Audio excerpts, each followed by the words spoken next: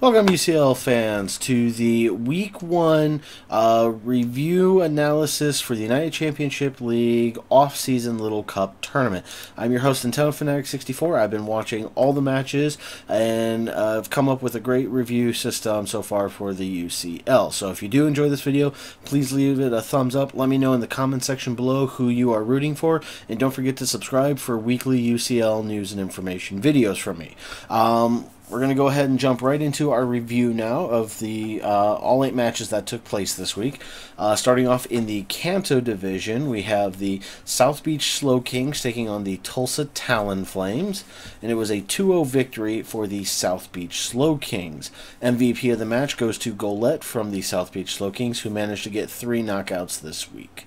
And the other match from the Kanto division was the Bristol City Blaziken taking on the Real Morils. It was a 1-0 victory for the Real Morils. MVP of the match goes to Smoochum from the Real Morils, who managed to get a 5 knockout sweep, winning the game for them. Moving on to the Johto division, we have the Tucson Terrakions taking on the Carolina Keldios. And it was a narrow 1-0 victory for the Carolina Keldios. MVP of the match goes to the Tortuga from the Carolina Keldios, who managed to get 2 knockouts this week, one of which was caused by burn damage after it had already fainted.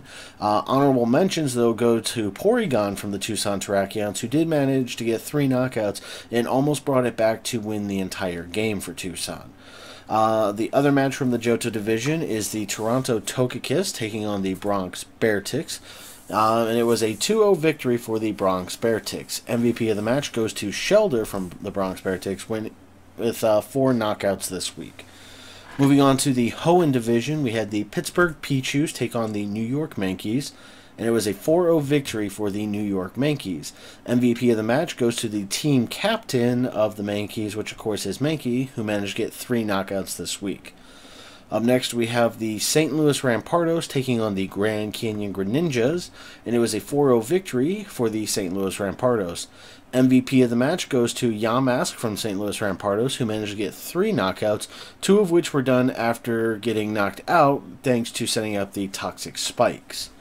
Moving on to the final division of the Little Cup tournament is the Sinnoh division. We had the Long Island Regirockies taking on the Philadelphia Feraligators, and it was a 1-0 victory for the Long Island Regirockies. MVP of the match goes to Larvesta from the Long Island Regirockies, who managed to get, I believe, 2 knockouts this week. Honorable mentions go to Lickitung from the Philadelphia Feraligators, who managed to get 4 knockouts this week, though. And then the final match, we have the Newcastle Nido-Kings taking on the Durham Druddigons. And it was a 3-0 victory for the Newcastle Nido-Kings. MVP of the match goes to Chin Chow from the Newcastle Nido-Kings, who managed to get 4 knockouts. So that covers all 8 matches that took place. Now we're just going to go into the current standings. Now, of course, whoever has the best record after 6 weeks will be moving on to the semifinals of the tournament. And, of course, in the event of the tie, the team captains from both teams will have a one-on-one match to determine who will move on to the semifinals. So not a whole lot of big things in the standings as of right now. In the Kanto division, at the top of the leaderboard, we have the South Beach Slow Kings and the Real Morils, both with 1-0 victories, and the Bristol City Blazikins and Tulsa Talon Flames at the bottom with 0-1 records. In the Johto division, of course, the winners were the Bronx Bearticks and the Carolina Keldios, so they have 1-0 records, with the Tucson Terrakions and Toronto Tokakis having 0-1 records. In the Hoenn division, we have the St. Louis Rampardos and the New York Mankeys with 1-0 records, and the Pittsburgh Pichus and Grand Canyon Greninjas with 0-1.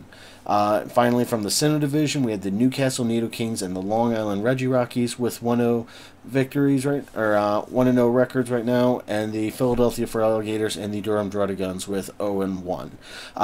So that's going to do it for our current review.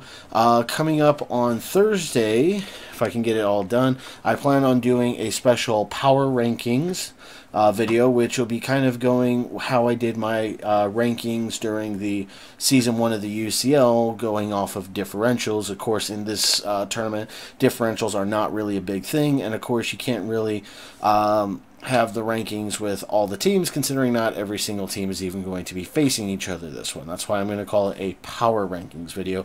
I'll also have up a week 2 preview talking about the matches that will be taking place this Saturday as well. So I hope you all do enjoy the video.